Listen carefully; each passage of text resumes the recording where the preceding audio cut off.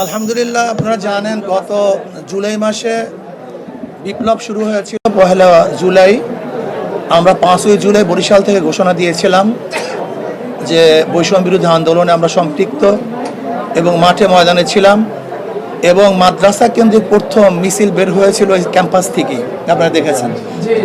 অর্থাৎ মাদ্রাসার ছেলেরা বৈষম্য বিরোধী আন্দোলনে প্রথম সম্পৃক্ত হয়েছে চরমনাই মাদ্রাসা এবং বাংলাদেশের প্রত্যেকটা মাদ্রাসায় আমরা উদ্বুদ্ধ করেছিলাম, ওলামায়ে কেরাম ছিল এবং বৈষম্য বিরোধী আন্দোলনে আমরা সামনের কাতারই আন্দোলন করেছিলাম। যেহেতু আমাদের সহযোদ্ধা, আমরা একই সাথে আন্দোলন করেছি, একই সাথে দেশকে পরিবর্তন করার চেষ্টা করেছি।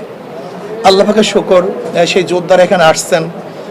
আমরা এক তো ঐতিহাসিকভাবে আমরা সম্পৃক্ত আছি আন্দোলনের সাথে, সংগ্রামের সাথে, এবং আমরা চাই আমাদের বক্তব্য, এনসিপির বক্তব্য এবং আমাদের বক্তব্য অনেকটাই কাছাকাছি। আমরা দেশ গড়তে চাই, আমরা বৈষম্য দূর করতে চাই, জুলুম অত্যাচার অবিচার দেশ থেকে চিরতরে উৎখাত করতে চাই। আজকে আমাদের নাহিদ সাহেব যে বক্তব্য দিয়েছেন, চাঁদা মুক্ত একটা দেশ গড়তে চাই। আমরা আলহামদুলিল্লাহ চাঁদা মুক্ত একটা দেশ গড়তে চাই। আমরা দেখেছেন যে আজকে বাংলাদেশে আমাদের বিরুদ্ধে ডাইরেক্ট যে অশোভনীয় বক্তব্যগুলো দেওয়া হয়েছে, আমি বিশ্বাস করি যে ভদ্র মানুষ, জ্ঞানী মানুষরা এইটা কোনো অ্যাকসেপ্ট করে নাই এবং আমি বিশ্বাস করি তারা উলামায়ে কেরামের থেকে বিচ্ছিন্ন হচ্ছে। আর বাংলাদেশের কোনো রাজনীতিবিদ এবং রাজনৈতিক দল যদি উলামায়ে কেরাম থেকে বিচ্ছিন্ন হয়, কমপক্ষে 92% মুসলমানদের দেশে সে কোনো অবস্থায় রাজনীতি করতে পারবে না, বিশ্বাস করি।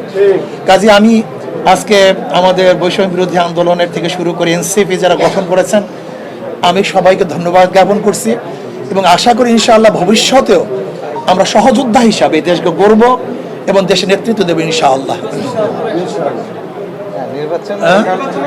দেশ গড়ার জন্য যা কিছু প্রয়োজন সব আমরা একত্রিত করবো ইনশাআল্লাহ।